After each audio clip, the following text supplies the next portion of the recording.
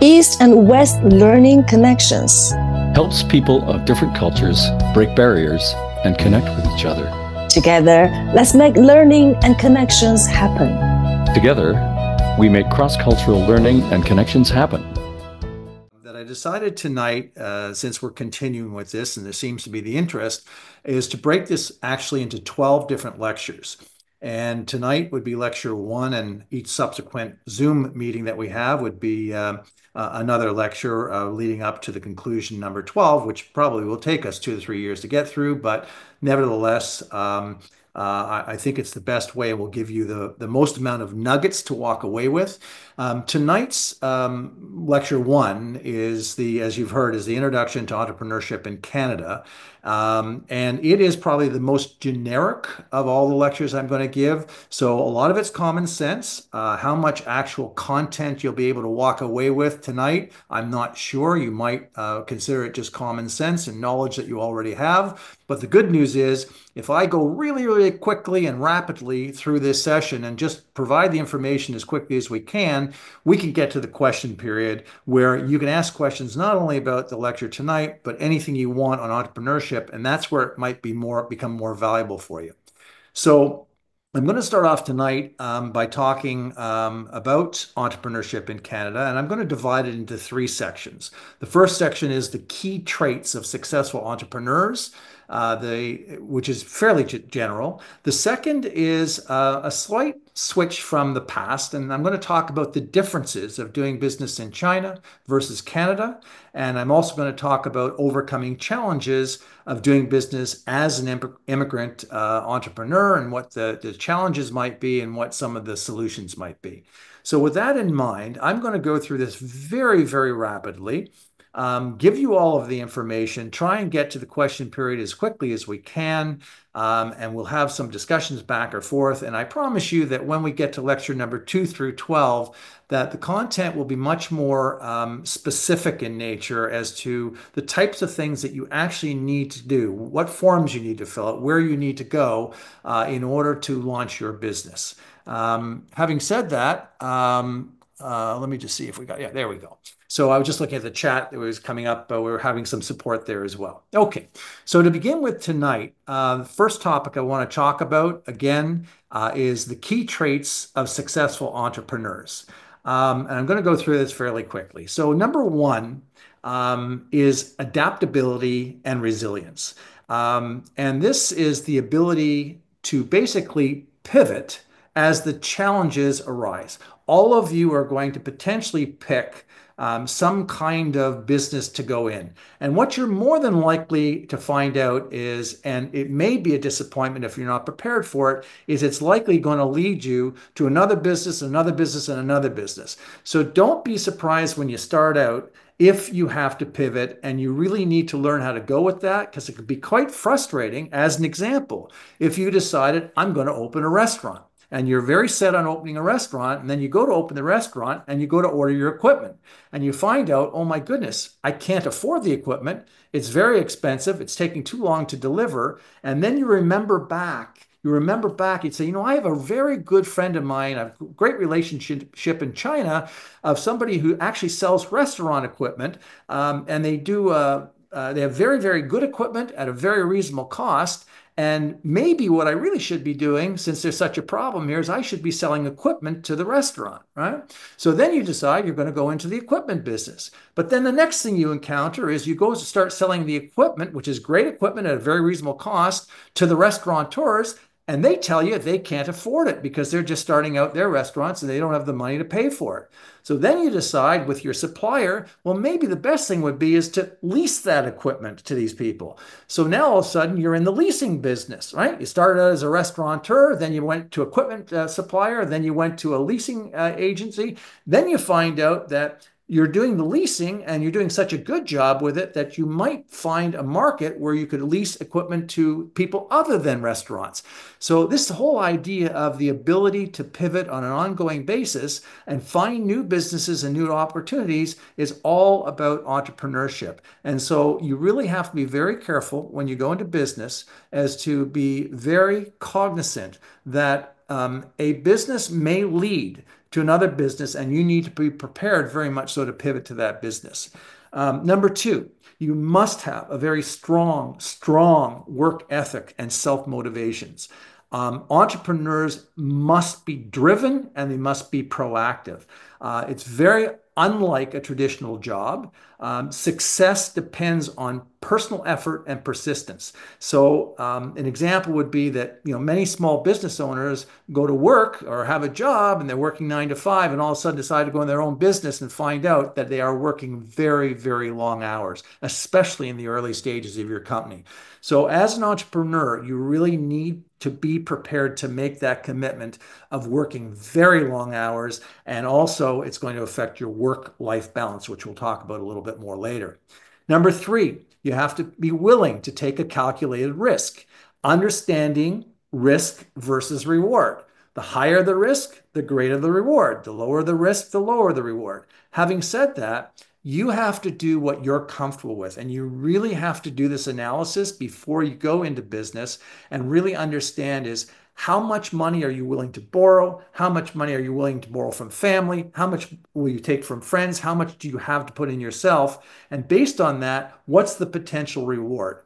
I recommend obviously starting small, building it up based on making some very strategic decisions based on research and planning. So you really, really have to spend time and understand and be very strategic in your decisions and really do the research and do the planning to understand the product that you're introducing or service that you're introducing, what its likely success will be, how much it's going to cost you, how much money you're going to put in. So you really have to be very careful about planning all of that, making sure that the potential of your reward from the risk you're going to take is as high as it can be. It's not like going to Las Vegas and placing a bet, red or black. That's 50-50. You want to make your odds 80 or 90% that you're going to succeed as long as you put the hours in. Number four, problem solving and creativity. Entrepreneurs must find innovative solutions to challenges. You are going to have challenges every single day of the week. My parents used to say to me, hey, if it was easy, everybody would be doing it. Being an entrepreneur is one of the toughest things you'll ever do in life. It's not easy, and that's why very few people go into it and very few people succeed. It's difficult, and you are going to face challenge, and you have to be able to find innovative solutions, and you must have perseverance and persistence. And there's an old expression that persistence and through perseverance and persistence, you establish perfection. And that's what you need to do is you cannot take no for an answer. You've got to be innovative. You've got to find, if the one pathway doesn't take you there, you got to be prepared to find another one. You have to be thinking outside the box to differentiate yourself from competitors. And when I say differentiate, I go to the extreme of saying even disruption, right? You want to disrupt an industry if you can. You want to find something out there where something's been done for a very long time. It's been done in a very maybe manual way. Maybe they're not using technology. And you want to see that there's an opportunity here to automate something or to differentiate the product. Maybe it's just, if you're in the food business, maybe it's just making fusion colors. It may be something just as simple as that, but some way of differentiating or disrupting the industry. That's the kind of thing that you're looking to do. You must have strong communication and networking skills. Building relationships with customers, suppliers, and partners is absolute oxygen. So in other words, you have to not think from outside the box. You really need to think from, inside the box, but you have to think about your customers and you have to think about what's going to make them happy. So you really have to put your feet in the shoes of your customers and get a sense of what are my customers feeling? Are they happy? Are they going to come back to me again? So you really have to understand what it is and what it takes to make a customer happy. Because the number one thing about success in a business is if your customers are happy and they feel like they're getting value and they like you, they're going to come back. And more importantly, they're going to tell their friends. And you're going to expand your business if by no other means you're going to expand it through word of mouth. In fact, I'm doing one down here in Florida right now, and it's exploding right now. In fact, the individual I'm helping is having trouble just handling all the incoming orders that she's receiving, and and trying to book all her appointments and everything else, and it's literally gone exponential. So it's the kind of thing that if you're really good to people and you give them a good customer experience, they will tell at least one or two other people, who then again will tell one or two other people. Before you know it, you've got a very thriving business. And then the question becomes is how do you manage it? Number 6 is financial literacy and money management. You really need to understand basic cash flow, pricing, and budgeting. It's the old story. A business is relatively simple when you boil down to it. It's revenue and expenses, right? You want to have more revenue, less expenses. So you really need to understand your cash flow. You really need to understand the pricing. There's something I call threshold pricing, which we can talk about at some other module later point. You really have to understand the psychology of how people buy. Is $10 for your product just too expensive? And maybe it should be $50. Maybe it should be $5.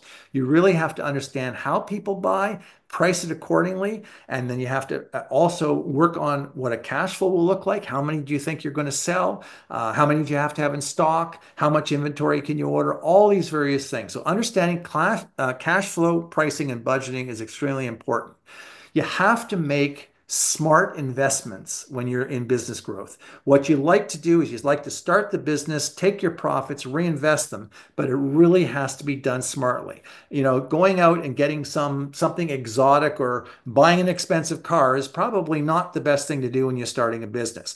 What you really want to do is make sure that every dollar you invest and every dollar you reinvest as an entrepreneur is invested smartly, and that you're always looking with the idea that if I buy this, it's going to give me the best amount of revenue and the best amount of net profit that I can possibly get. So really spend some time thinking about the investments you're going to make. Number 7, you absolutely must be, and we've already talked about this, you have to become customer focused. It's a customer focused mindset. You really have to understand and service your customer needs effectively. Building long-term customer relationships, again, is absolute oxygen. Number 8, cultural awareness and adaptability.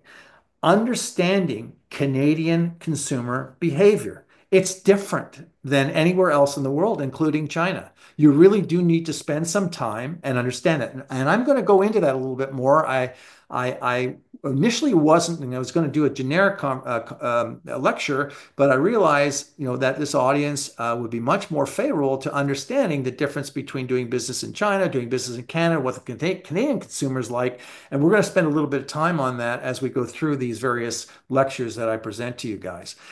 So you've got to adapt your marketing and business practices to fit the local market. Obviously, the market here is different, and you need to be cognizant that it's different, and you need to adapt the marketing to fit that practice. Okay. Number 9, persistence and long-term vision.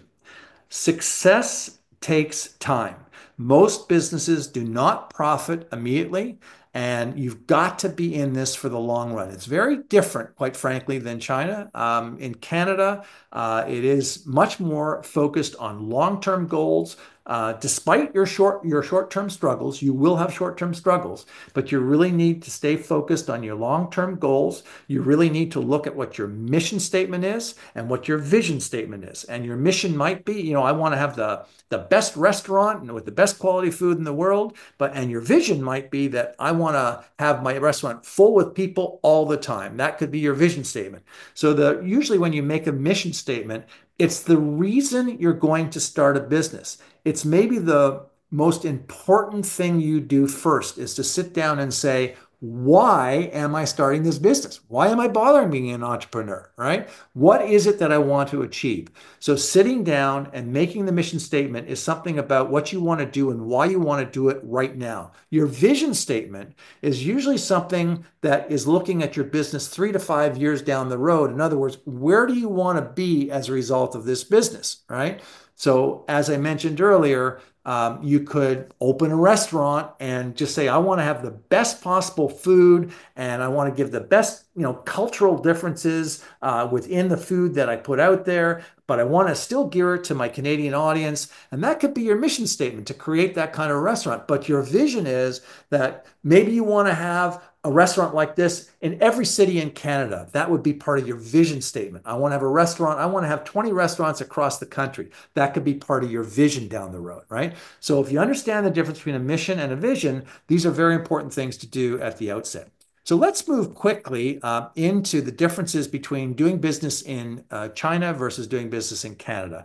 Now, I don't speak as the ultimate authority. Obviously, I'm not Chinese, as much as I want to be, but I'm not. But I do have quite a bit of experience, particularly with one company. It was the largest security company, business to business security company many years ago that did an IPO and sold publicly, and another company, the same individual, who then was the largest security company, business to consumer, also went public and sold his company. And in doing all of that, all of his relations from a supply perspective were in China. And he and I have done actually a lecture series of 12 modules on entrepreneurship. And having gotten to know him for the last probably 30 or 40 years. And in particular, through doing the modules together, I learned a lot about doing business in China as well as supply from China, etc. So I don't speak on total authority, but I think the things that I'm going to convey to you are reasonable, and I think they're factual. So there are several key differences between doing business in China versus Canada, especially for new immigrant entrepreneurs. And I think understanding these differences can really help you adapt strategies for success in the Canadian market. So let's talk a little bit about them. Number one, the business culture and networking. In China, relationships are crucial in business. Deals often depend on personal connection, very personal connections, trust, and long-term relationships. Face-to-face meetings and social interactions are very, very, very important. Canada, slightly different. Business is much more transactional and it's less dependent on personal relationships. Not that networking isn't important, it is, but professionalism, contracts, formal agreements matter more than trust alone in Canada. So one of the tips I would give you is, as a new immigrant entrepreneur, you should try to build local business networks through things like the chambers of commerce, through immigrant business groups, through trade associations in Canada, and try and build your network as much as you can. Number two, government regulations and business registration are very different. In China, the government has a more hands-on approach with complex bureaucracy and industry-specific restrictions. In Canada, the business environment is much more transparent with very clear legal structures, but entrepreneurs must comply with tax regulations, permits, and local laws. So in Canada, choose the right business structures. There's basically three of them. You can be a sole proprietor, you can be a corporation, or you can be a partnership. You must register with both the federal and provincial authorities here. And again, much of what I'm talking about is generic. As we get into lecture 2 through 12, we'll get into much more specifics about these things, okay? Number three, market demand and consumer behavior. In China, things are very, very highly competitive and very fast moving, very fast moving. Consumers prefer affordability, technology driven, and trend focused products. In Canada, it's a much slower moving, but much more stable market. So Canadians generally value quality, sustainability, customer service, and brand, and they trust brand much more than just price. So we used to have an expression way back in the beginning days of business that business provides really three things: price, quality, service. And the joke that we used to have was pick any two of the three, because you can't really provide all three, right?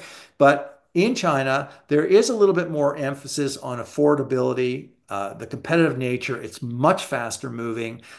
Whereas in Canada, there's probably a little bit more based on quality and service, and people will pay probably a little bit more of a premium price to get those two. So you really have to understand the market and understand the differences.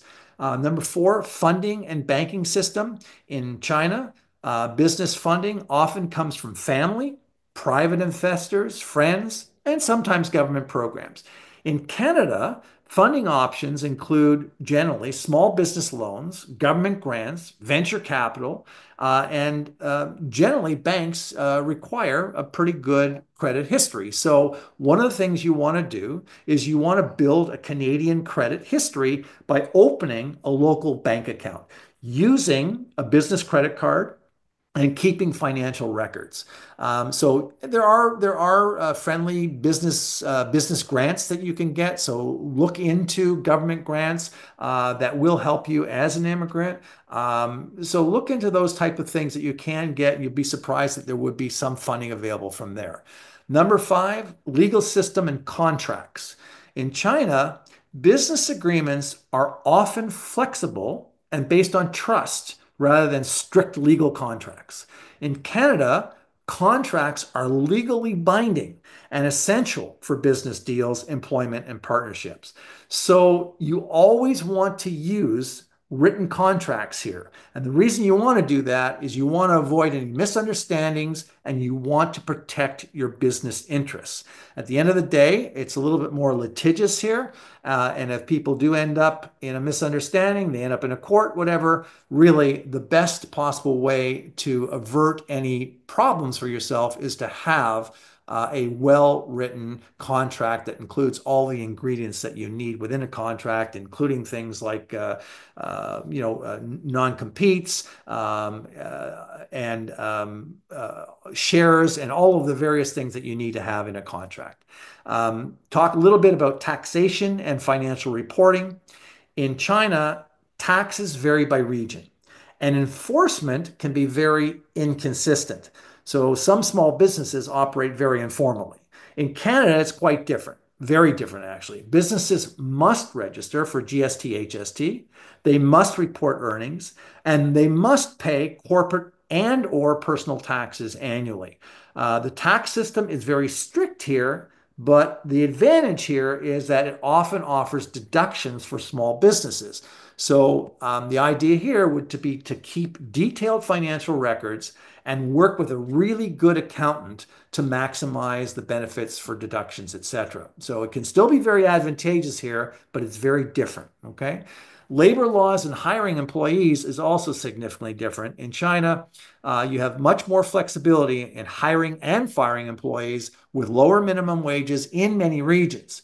Canada has very strong labor laws, actually one of the strongest in the world, and including minimum wage, overtime pay, health benefits, workplace safety regulations. So you really have to make sure that you're registered for all these things and that your employees are being treated in the appropriate way as they would be in Canada. So you need to learn about Canadian employment laws before hiring anybody. And if you are going into a business start, you may want to consider, instead of hiring employees, especially if it's new to you, you may want to consider hiring contractors or freelancers. The only issue with hiring a contractor or freelancer is the government could come back because of the strict nature of employment in Canada as opposed to China. They could come back and claim that a contractor or freelancer is an employee, and then you're going to be subject to all kinds of fines and back pay and CPP payments and UI payments. So you have to be very, very careful to make sure you understand the difference between an employee and a contractor or a freelancer. And there's about 25 or 30 different criteria, which we can go through in another lecture to differentiate the two. But you have to make sure that that contractor, that, most of those 25 things, that you're following that very carefully to ensure the fact that they are a contractor and not considered to be an employee. Number 8, business competition and innovation. In China, it is fierce competition, especially in the e-commerce and manufacturing sectors. Speed and cost cutting are key in China. In Canada, the advantage here is that it is a little less competitive in many industries, not all, but many. But innovation, branding, and customer service matter more here. So one of the things you might want to look for is a niche marketplace. So somewhere where it's just a sort of a specialty product or service that you have within a marketplace where there's demand, but a little less competition. That you can find here as opposed to that you can't find at home. Number 9, digital and e-commerce landscape. Platforms in China like WeChat, they dominate. Mobile payments like WeChat Pay, etc. They're all very common. In Canada, people are often setting up their e-commerce through Amazon and Shopify, and local online stores are much more popular.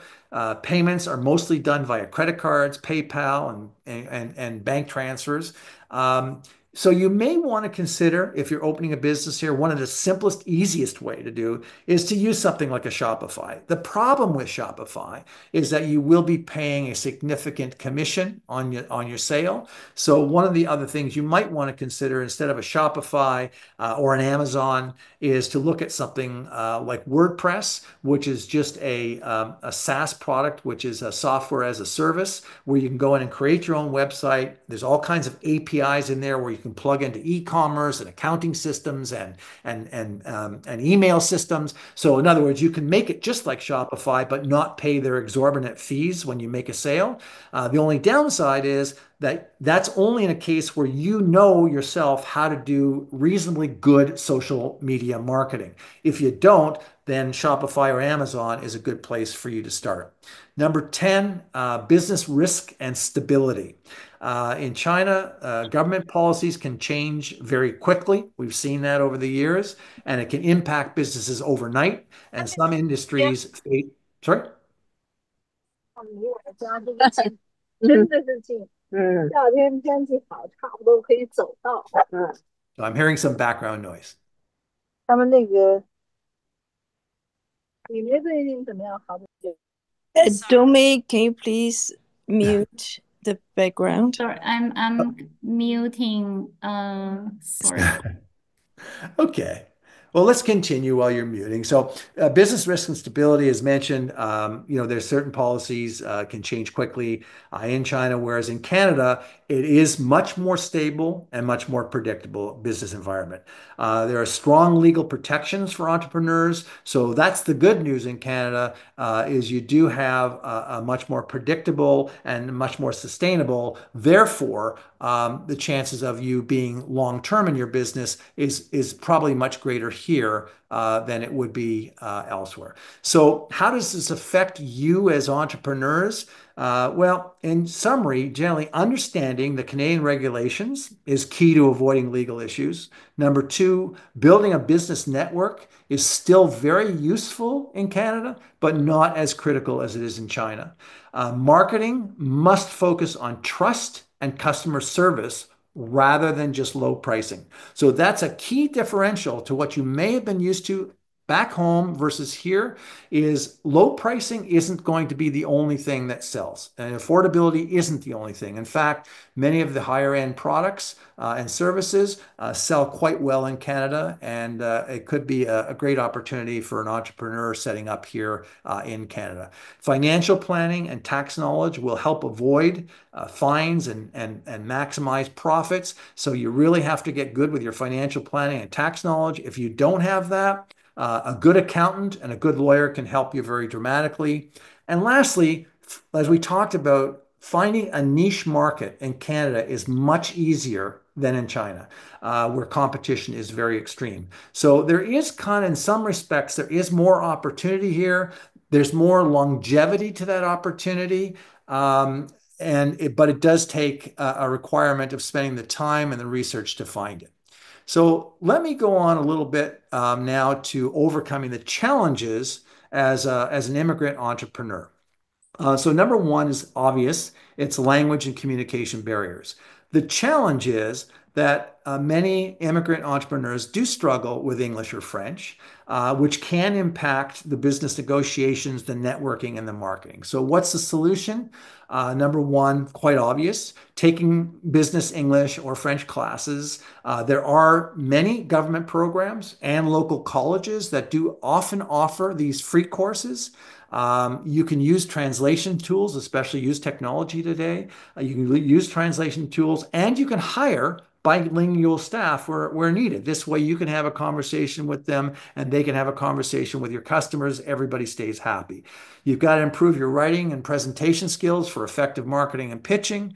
And you've got to network with other Chinese business owners who have the experience already navigating through language barriers. They can help you in terms of what your next steps are and be a helpful friend in terms of engaging in entrepreneurship in Canada.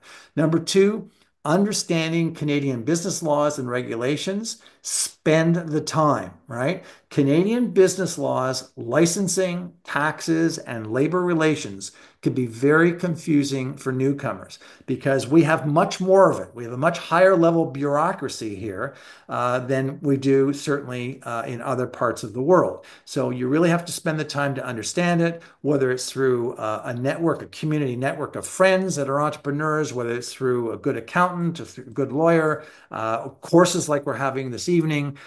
You really have to try as best you can to do as much self-education to understand these these variables so that you can conquer them.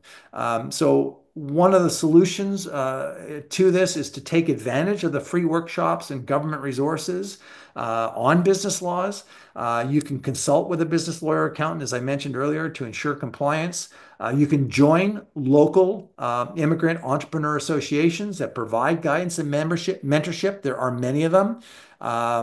And then number three, accessing business funding and credit history.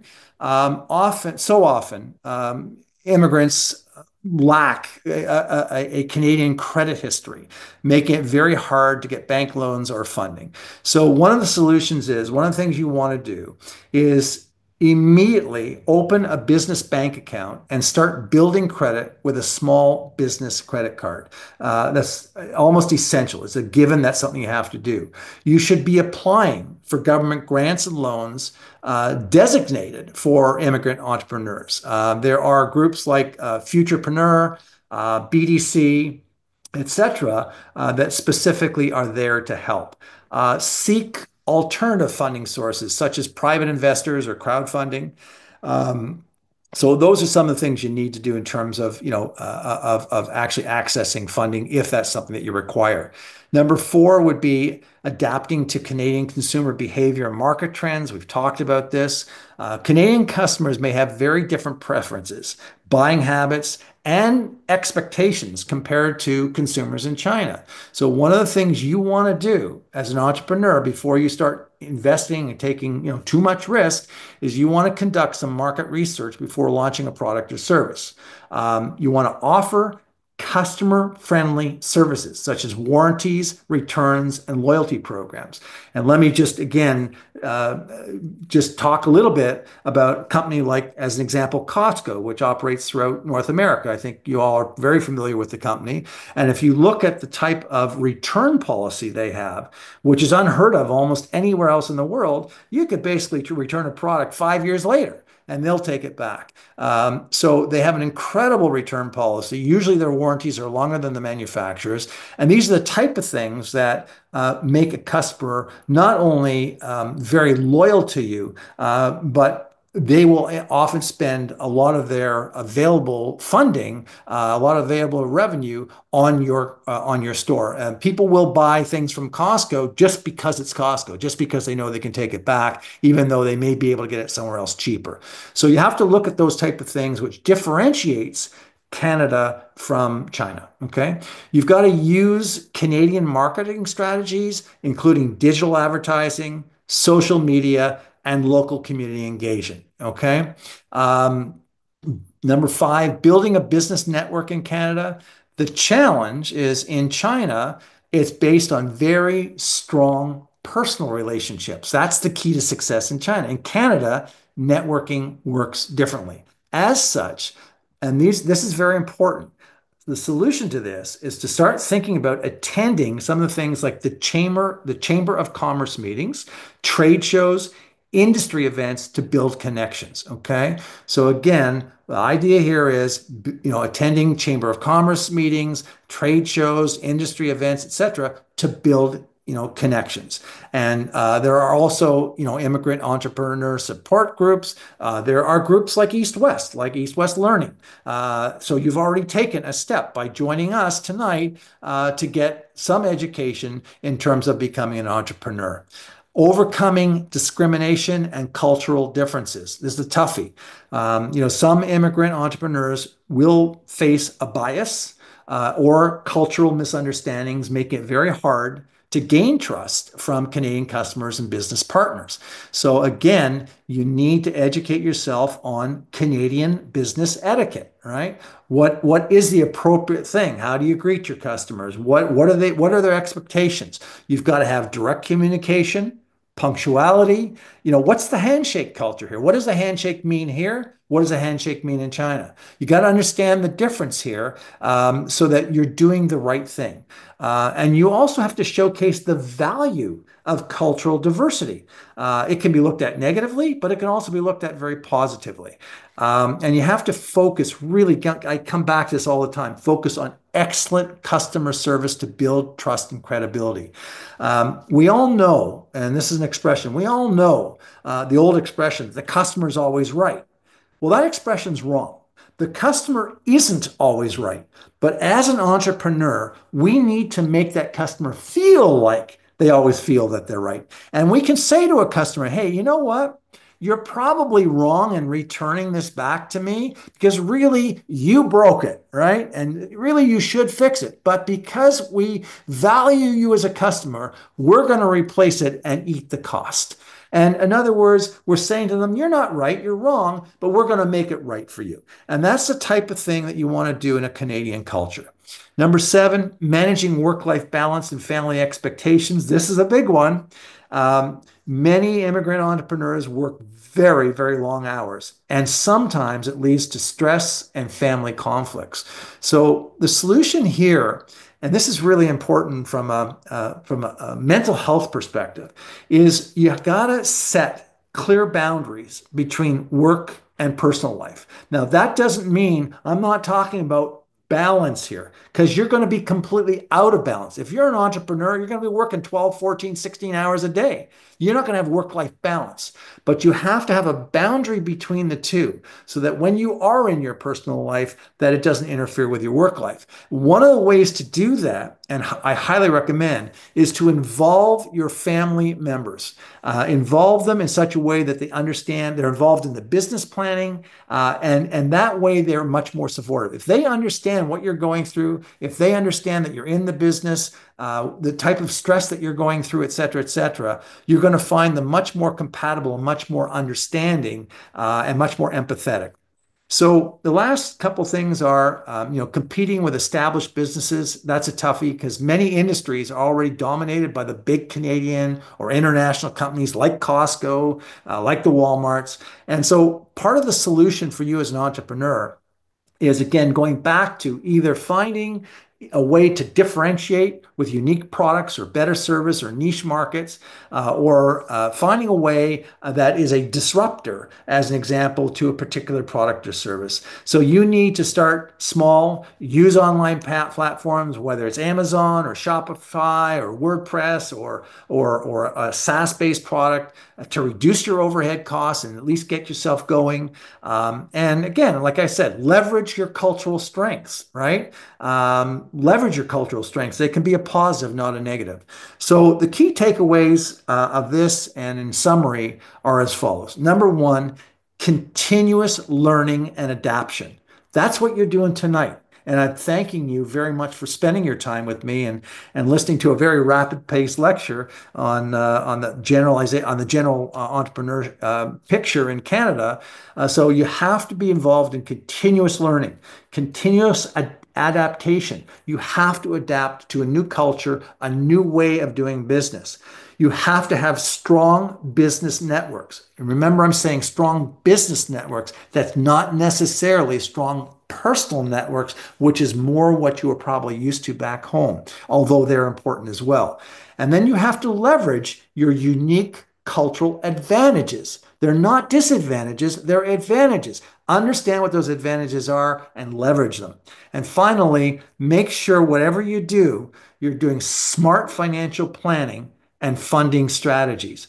If you are take the time and the energy and the effort to spend your time learning and spend your time adapting to the Canadian way of doing business. And you then engage in a very smart financial planning, understanding your risk, understanding your reward, and you work on funding strategies in order whatever amount of money you're going to need, whether it's from if it is from family or if it's from a bank or it's from BDC or some other source. You have to figure out what your funding strategies are, and with the right funding strategies, the correct financial planning, enough research on the product, finding that unique kind of niche product somewhere, leveraging what's available to you in Canada, which is there's a multitude of things that you can access here to help you in your business. You will, and I'm quite sure that many of you on this talk tonight become extremely successful. So I wish you well in your endeavors. And as I said earlier, we will have lecture 2 through 12. If you wish to come back, I think they're every 3 months, and we'll get much more specific into details related to entrepreneurship, and very much so specifics of things that you need to do step by step by step. Tonight was just a general overview. It's probably the longest of the lectures, so I apologize for that. And I went a little bit over, not by much, maybe by 5 minutes. So now I'm going to open it up to whoever has questions, and we'll go from there. Thank you very much.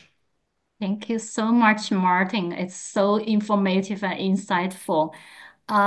Before we open up to the Q&A, I'm just wondering if it's possible you can share, because you mentioned lots of resources like how to do marketing, how to build the relationship.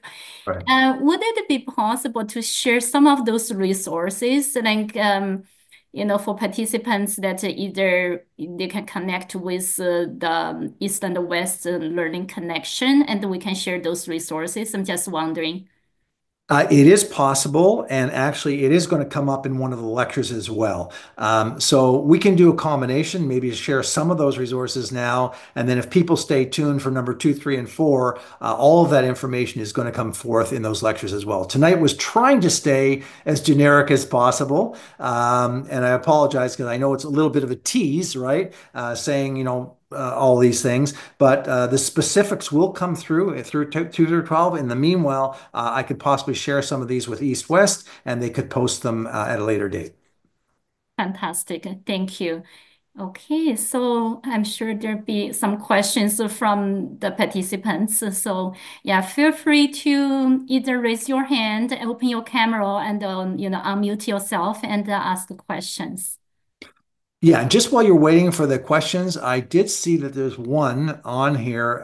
It says, wondering if I still use LinkedIn, and just sent the invitation for the connection. So the answer to your question is, I use social media.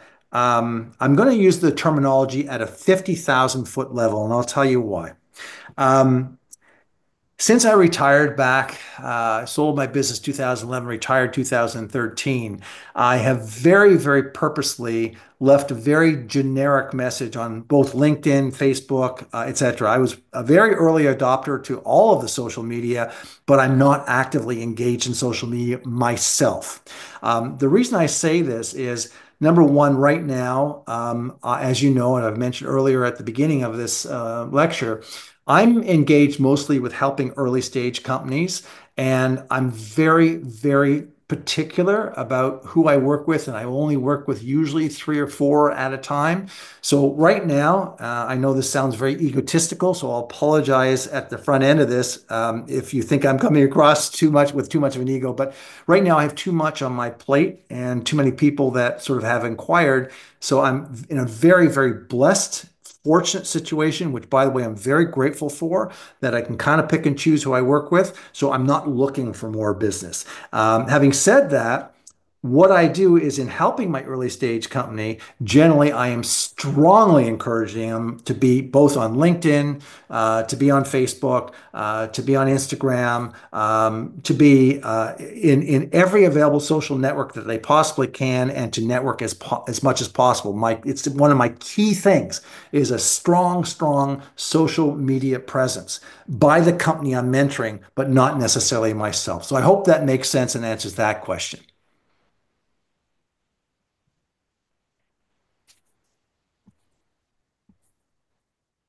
Okay, so any questions? from the participants? Hey, Martin, this is Yang. Well, first of all, thank you so much for the inspiring speech and for spending the time and energy to help immigrant communities through us. So precious. Thank you so much. Well, My pleasure. I have this question. You talked about immigrants. They may have some advantage regarding this cultural difference. So do you have any specific example? Like, was there a time that you felt like this company actually had a say in an upper hand because of their new immigrants here? They have some advantage. Do you have any example? Yeah, absolutely. And in fact, I had about five of them, but rather than even go back to them at this point, let me just give you some sort of a generic answer to that. Um, if you look at some of the products and services that, in particular, that come out of China, and the level of innovation, in fact, I'd call it almost a revolution, if you will. Because some of the products are revolutionary. And even down to the simplest thing, one of the simplest services or products, which is food, right? If you go back years and years and years ago, even when I was a kid, at the time, we only knew the first restaurant that actually was Chinese. We knew it as a Chinese restaurant. That's all we knew, was a Chinese restaurant. Now it happened to be Cantonese, but we thought everyone in China just eats Cantonese, right? We had no idea until, of course, the first Mandarin, Szechuan, etc., came along. We realized, whoa, there's provinces, there's different foods that come from there. So what happened was, like in the restaurant business, is that the restaurants began to diverse in such a way based on their culture or their part of the region from where they were from and their particular dish. And that's happened with all communities. When you go throughout, as an example, you go through Toronto these days, you don't just see Vietnamese food or Chinese food anymore. No one talks like that anymore. But usually it's a specific region. Now it's regional, down to almost, it could be from the particular town the person's from, that they have a particular type of food favorite. So sometimes bringing that food favorite from that particular region in itself can create the business. No one would know. It's similar with Thai food. There's a variety of different restaurants, and some claiming to be authentic, some not. And the ones that tend to be the most successful are the ones that are most authentic. They're bringing an authentic Thai restaurant to Canada or the United States, and people go there and can actually experience what they might actually experience in Thailand. So that's the kind of thing when I talk about a cultural experience. That's a food example, but there's many examples in non-food. There's many examples in technology. There's many examples in the automobile business. Is another place. Right now, some of the absolute best electric cars at the very cheapest prices are being built in China, not anywhere else. Now, that experience has been somewhat blocked by tariffs, and we're not going to have that discussion tonight, but it has been blocked. But if, the world was tariff-free, if that product was ever brought to North America, it would revolutionize North America. Everybody would be buying BYD cars, because they're so good and so inexpensive, right? So that's the type of thing when I talk about a cultural advantage, is think about what you have at home and what you can bring here, and then think about it from the perspective of the Canadian consumer of how that fits in. So it's tricky, but at the same time, if you do this right, you can make a small fortune. So I don't know if that answers your question, but hopefully it does. Oh yeah, that like restaurant is a very good example. And from a perspective of customer, I say if I go to a bank and the staff who serves me speak, I will know sure here is an immigrant because non perfect English. Right. But actually, I would feel relaxed because Right. think, oh, this person uh, like they might understand me more and 100%. not hold any like discriminative things against me. So I feel more relaxed. So that's Absolutely. one And I thing. mentioned earlier about the idea of having, if you're first, if you're struggling a little bit with the language, having a staff that's bilingual would be incredible because not only would your Canadian customers be comfortable, but any of your customers, perhaps from China, would also be equally comfortable. And then the communication could happen both ways, even using technology for translation tools, that type of thing. Anything like that to make the customer more comfortable and have a better customer experience. See, the difference in Canada is it's all about the customer experience, whereas argumentatively in other regions, like in China, there is a big push on being very competitive and a big push on affordability and price. So it's a different marketplace, and understanding those two, but bringing your culture here and implementing that in a Canadian culture the right way can be very powerful. And if you look at the number of Chinese entrepreneurs throughout Canada, there's a huge number of them and all doing extremely well. Yeah. I think Chloe also has a question. Mhm. Hi, Yeah, thank Chloe. you. Hi, Martin. Thank you so much for this insightful, informative presentation. I learned a lot from you. Thank you. And I have two questions here. One is for my friends and another is for myself. Let's uh, focus on the one for my friends first. As you mentioned that we bring Chinese culture to this new country, right? So I heard two theories. I'm not sure the definition of the entrepreneurship. Is it like uh, self-employed, partnership, or incorporated companies? I'm not sure which one. But basically, I've heard two theories. One is that okay, at the first 1 or 2 years, if there's say several partners, right? We just make do a test, right? We don't need to hire a lawyer to draft those legal documents, shareholder agreements, and buy sell, where we don't need to find a proper accountant for a proper financial statements. Nothing important. Let's test the water first. So this is theory number one. Another theory is that, oh, we need to get everything legitimate at the beginning. So the question for my friends is that, which one would you recommend? So those are two great questions, and I would agree that when you're starting out and you're sort of testing a theory, it does depend a little bit on how big that test is. In other words, if someone's investing $2 million, and there needs to be accountability because somewhere somehow some money is going to come out of a bank account and it's a significant amount of money. It's trackable, it's traceable, and the government's going to come back and say, where did this money go, et cetera, et cetera. But I think if I understand your question, that if you guys had an idea about a product or service and you just kind of want to test it for a little while, rather than build the formal documentation of a partnership agreement or a sole proprietorship or a corporation, the idea would be is let's just stay as four individuals and we're going to test the product out and see how it goes. I don't, first and foremost, a couple things.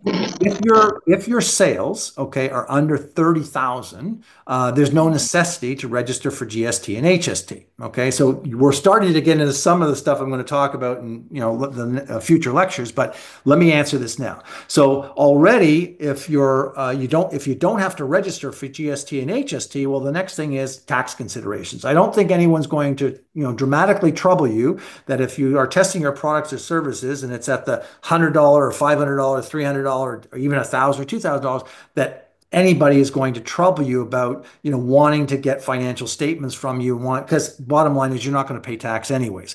So I do agree with you that when you're just starting out, it's a great idea just to test the waters, see if you've got a product or service that works, and then down the road begin to sit there and say, hey, all of a sudden now our sales are turning into 100 or 200 or $300,000. We better start thinking about formalizing our relationship. In the meanwhile, the one thing I would suggest is something called an MOU. It's called a memorandum of understanding.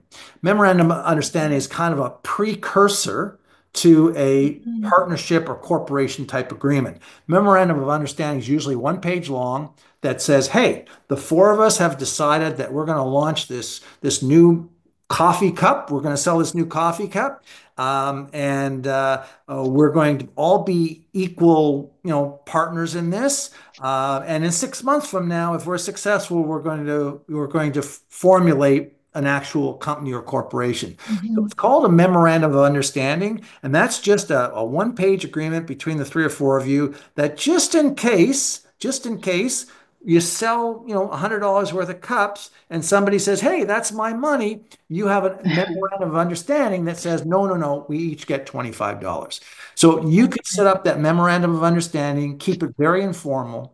And by the way, I don't actively promote this, but what I will tell you is with the newness now of AI and soon AGI, which is advanced AI, there is so much that you can do now through AI Mhm. in terms of creating either memorandums of understanding, even contracts, even partnerships. It's getting to the point. It's getting very close where the day I think is coming where lawyers and accountants are a good portion of their business is going to be out of business. Talk Mhm. about differentiating. Talk about a disruption to an industry. So AI is a huge disruptor to the legal and accounting business because much of Yeah. it in the future will be done through AI, right? Now, you can advantage that today by doing quite a bit of the accounting, quite a bit of the partnership agreements, et cetera, yourself. Also, just so you know, there's nothing to stop you from going online and creating either a sole proprietorship or a corporation. You can create a corporation for under $500 and do it all yourself. And you can register the name, do all of that for under $500. You just go online and do it. So you don't Yeah. get to that point if you just want to do an MOU and just start a business and see where it goes. So I don't know. Does that answer your question? That's great. That's a great idea. Thank you so much. I'm not sure if I have further time to ask my second question. I will let Dongmei to decide. Maybe let's pass that to Sheriff, and then if no other questions, and then we come back to you. How's that, Chloe? Yeah, sounds good. Thank you. Okay, great. Also, Martin, just like in a chat box, there's a comment about like what you just mentioned about EI. So would you like to just like a comment on this idea? And Uh, Shujie, if you want to share if there's any experience on that. Sorry, Sheriff, because we're on the same topic, so we can maybe touch base a little bit further on this one, this suggestion. So Oh, I see. Yeah, there's something here that says this is the suggestion I got. Use ChatGPT, then ask a lawyer to review it. You only pay for the review hours, not the draft. Absolutely excellent idea. And that's, in fact, what I just said without looking Mhm. at the chat box. So, in other words, use AI. It doesn't have to be, it could be ChatGPT. It could be any AI program of any kind. There's also, Law Depot that has legal forms as well. For you can go in and for $30 you can create a corporate like a partnership agreement as well, and that's guaranteed to follow Ontario certification standards. So there's a variety of different things you can use, but AI is a great idea.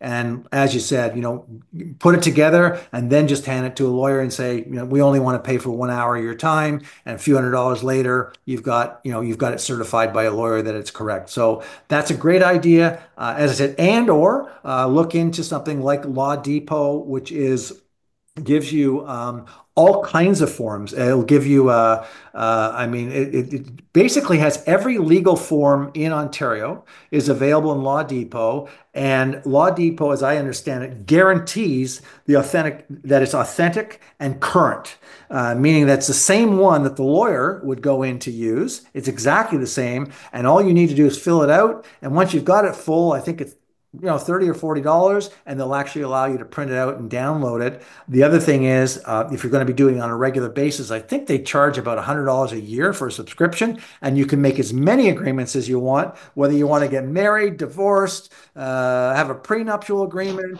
sign a business contract. If you want to do a whole bunch of them, pay your $100, and you basically have a lawyer for nothing. So that's another possible solution for you as well. Amazing. Brilliant. Okay, Sheriff, please. Okay. Thank you. And thanks, Martin, for sharing this important information. So I do have a question, and I can relate to personal experience myself. When I immigrated to Canada over 11 years, and I was looking for a job at that time. And as you may know, transferring the experience or even recognizing the experience was a very, very tough and challenge for me and made me step down a little bit in my career path in order to get back after years. Right. So based on your experience, would that be expected with new entrepreneurs landing to Canada? For example, if they have experience in supplying some water pumps or spare parts, whatever, name it. So the market would be easily accepting their past experience in the business and let them go hit the ground running easily, or they have to step down a little bit or to scale way, let's say smaller or something, or shift the idea entirely. Thank you, Martin. So I think if I understand your question, it's you know, when you come in with a skill set into Canada, often that ends up a little bit discriminated against because the business here may take advantage of the fact that you're looking for your first job, and they may put you in a much lower job, getting so what they get is this great expertise at a much lower cost until you're here long enough to sort of pay your way to be a Canadian, which is a terrible, which is quite frankly terrible. But having said that, I think, and the beauty of our session tonight on entrepreneurship is that I think one of the gateways for someone who is coming in, as an example, I'll just use a plumber as an example. One of the gateways for somebody coming in who is a plumber, rather than going to work for somebody else who may take advantage of them. By the way, not every entrepreneur does, but you know, if there are some that will. Firstly, the first thing would be is if you are able to find an entrepreneur is a decent person that won't take advantage of you. So that's the first thing. If they don't, a really good alternative would be to come in as an entrepreneur. Because it's interesting that when you own your own company, even if your own company is just you, right? When you own your own company, there's an instant respect that's different from an employee within a company. It's just the way we are as human beings, right? So if you come in and say, rather than take a job, I'm going to start my own business, and you can just set it up as a sole proprietorship and say, I'm going to go into business myself. And your next question will be, well, what if you land here and you haven't got any money, et cetera, et cetera? It's a different story. So it's going to depend a little bit on not just your skills, but your ability in terms of funding, et cetera. But one of the ways you could quickly move into becoming an entrepreneur would be maybe to accept that position, even though it's pushing you down the chain a little bit in terms of your career path, is accept the position, learn about the Canadian culture through that position, spend a few months or 6 months. The entrepreneur gains the fact that he's got you at a lower cost. But on the other hand, you are gaining Canadian experience. You're learning about the customer, you're learning about the Canadian culture, you're learning about, you know, what do plumbers charge? How do they invoice? How do they get receipts? And in time from there, 4 or 6 months later, you can then decide, you know what, thank you very much. It's been fun. I'm going to embark on my own career now and start my own plumbing company. And what you need to look for are people, you know, like myself and others who are mentors, who are willing to help people. Go to these organizations, go to these community events, find people, you know, that are similar, and just say, hey, look, I'd like to become an entrepreneur. Can you help me? I'm a plumber. I'd like to do work here. I know you must have friends who need plumbing, et cetera, et cetera. So one of the ways is that you put your hand out and you ask. I need help. I need help. I want to become a plumber here. How do I do it, et cetera, et cetera. And you very quickly not only learn the ropes of becoming an entrepreneur here, before you know it, you're in business yourself. You get so busy. If you do a really good job, what happens? You do a really good job, you're gonna ask this person, can I use you as a reference, right? Then you're gonna knock on the next door, right? As an entrepreneur, you have to have such persistence and such guts, right? So let me answer this question in a much more passionate way for you. I'll tell you what I would do. I'd go to that first job that I got, the first guy that would take me in as a plumber, and I'd fix whatever it was in his house, and I would say to him, can I use you as a testimonial? You know what the next thing I do when I walk out his door? I'd go to every single door on that street, and I'd knock on that door and say, hey, you know Joe, your neighbor? I just did his plumbing. Okay. And I think he's very happy. Here's a little letter from him, whatever, or a little note on a little email. This is Joe's email to me. He was really happy. You can call him and find out if you ever have any plumbing needs. Right? And I go door to door to door to door. And I guarantee you, by the third, fourth, fifth door, someone's going to say, hey, you know what? I was looking for a plumber. I need a plumber. And you're going to get in that door and you're going to do a good job for them. Now you got two testimonials and you're going to knock on every other door. Let me share with you because you asked the question. I'm sorry to be long-winded in this answer, but I mentioned to you earlier that I had a friend of mine who opened a significantly large security company. Originally, it was Frisco Bay. Some of you may have heard of it. It's the largest security company for banks in all of Canada. It went public and then sold. That was owned by my friend who I did the entrepreneurship workshop with just this last year. The second thing he did when he sold that company was he went on to start a company called Alarm Force. Do you have anybody here heard of Alarm Force? Okay, you know the company. Okay, so this is the guy that's a good friend of mine, and we just did an entrepreneurship lecture or series together. It's also a 12-step, or not 12-step, it's a 12 lecture series. And his name is Joel. And let me just tell you a little bit about Joel and how he built his business. So he finished selling his Frisco Bay. It's a large public company, made enough money, probably never had to work another day in his life. But he decided he went B2B, which is business to business. He decided to open B2C, which is business to consumer. So he started a company called Alarm Force about a year later after Frisco Bay was bought by his partner. Uh, I'll tell you how he built his business. Okay. Every single person that went out to install an alarm in any home, right? So I'm a service technician. We get an order and we go out to a house, whatever, to put in the free alarm system. And then they pay whatever, $10 or whatever a month for their alarm monitoring. It was a requirement by every single service technician that they go and knock on every single neighborhood door and hand them a leaflet that says, hey, I'm in the area. I'm installing an alarm system for free, right? In your house. And we just installed Joe down the street. Could we install one for you? And they would go around and around the block and they would leave an audio cassette on all about their company in those days. That was his analog business back then. And so Joel's service technicians were required to go to every single house to tell them they had done an alarm system next door and they'd like to install one in their house for free. And they would usually get another two or three before they would even leave the area. They'd get another two or three that they would install these things, and they would then from there they would go on to the neighborhood. So all of these service technicians became salespeople for him, right? So as a plumber, as a person to fix water pipes, that's what I would do. Is I'd do one guy, I'd go in the neighborhood. That's called persistence. That's called sales. That's called drive.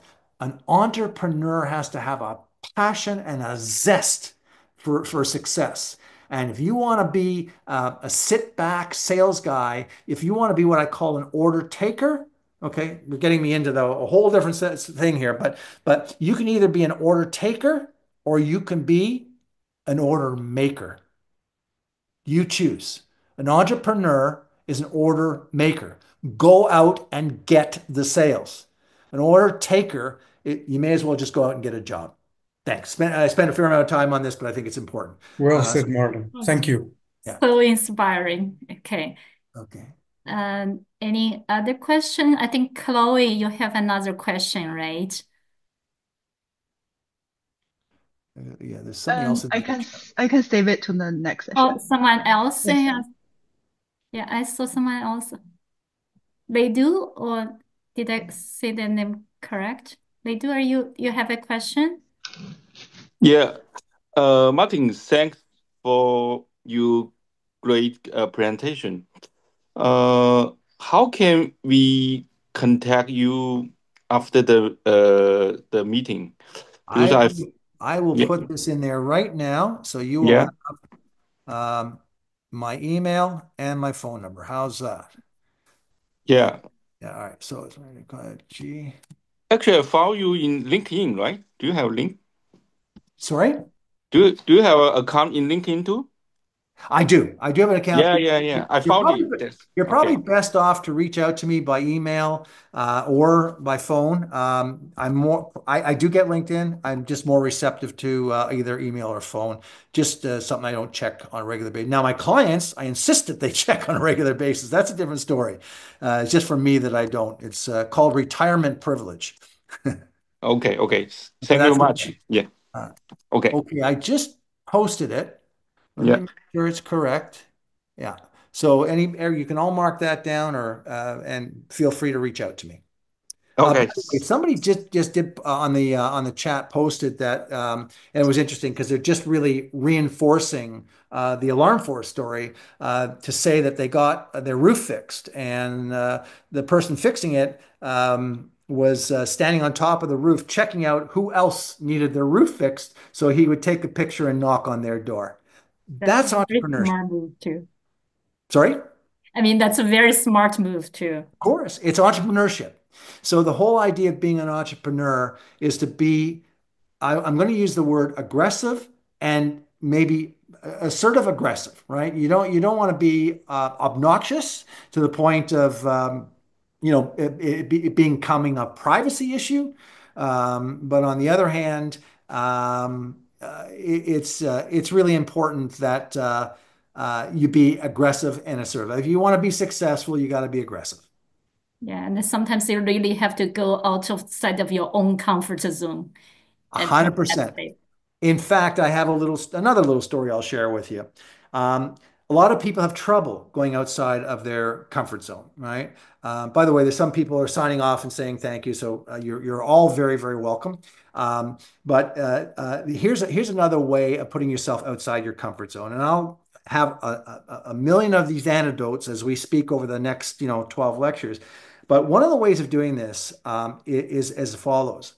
Um, you can tell yourself, as an example, that you need to make 3 phone calls every day or 3 emails, however you want to phrase it, whatever the connections are. Often it's just very intimidating to actually reach out to 3 new potential customers, right? So one of the ways you could do that is to just take 3 quarters or 3 nickels or 3 dimes, put them in your right pocket, okay? Or the right pocket of your purse, however you want to do it. Put it in your right pocket. Your job by the end of the day is to make sure that those 3 coins are in your other pocket by the end of the day. And what do those coins represent? A connection to a potential new customer. You need to do 3 of those a day. And the reminder is that when you're going to bed at night and you still have those 3 coins in your right pocket, you haven't done your job. So that's another way of kind of forcing your issue. It's just a little helpful, handy thing to do. Stick the coins in your pocket. When you make the calls, that entitles you, allows you to transfer them to your left pocket. And when you go to bed at night, you're going to feel really, really good because when you take those coins out and say, yeah, I did my job today. So I invite you all to do one thing, only one thing that you're uncomfortable with every single day. That is entrepreneurship. Do one thing that you're uncomfortable with every single day. That's entrepreneurship.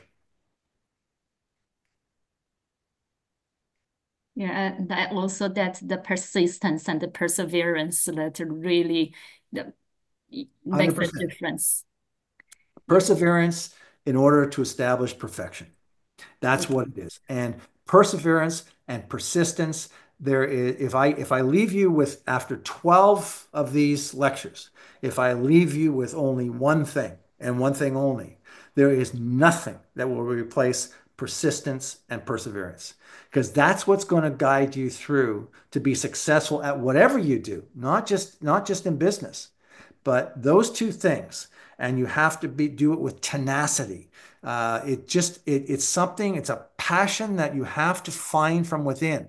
And if I'm not a passionate person, you got to go and find a way to become passionate because that's your success. is a passion for doing something.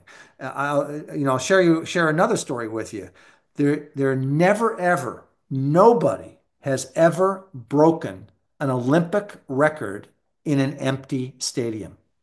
They've always broken it in a full stadium because the power of the people behind them creates such passion that the ability for them to persist and to outdo their last record or beat the world record is because they've been pushed by people around. So even if you have to build your own fan club, even if it's your own family, tell your family, I got to make 3 calls today.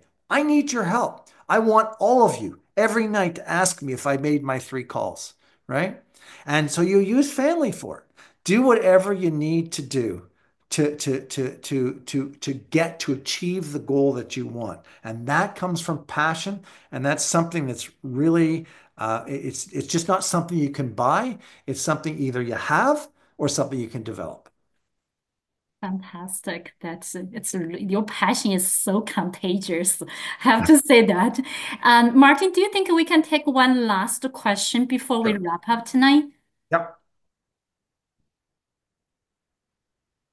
Okay, I think someone I record someone already have a question. If you can just raise your hand or open your mic.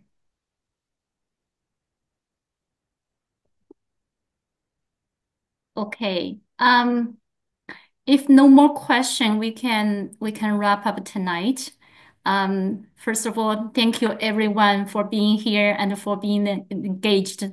And very, very special thank you to Martin. Thank you for sharing the information, sharing your knowledge, your expertise, and your passion. I'm sure like one of those days in the future that one of the participants might be your mentee, I hope. I hope you can also have the time for that. And as Martin said, we're going to have another 11 workshops for this. Yeah, just stay tuned for the schedule, and we're really looking forward to seeing you in the future. Once again, thank you, Martin. Thank you, everyone. Have a good night. Thank you very much. I'm very grateful for you all spending your time with me, and I'm here and available. You've got my email, my phone number, and I'm delighted to help any of you at any time. It would be both my pleasure and privilege to do so. Fantastic. Thanks, everyone. Okay. Thank you, Martin. Thank you very much. Good night, everyone. Good night, everybody.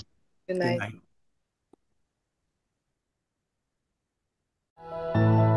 For inquiries, please contact info@eawlc.org or visit our website at www.eawlc.org.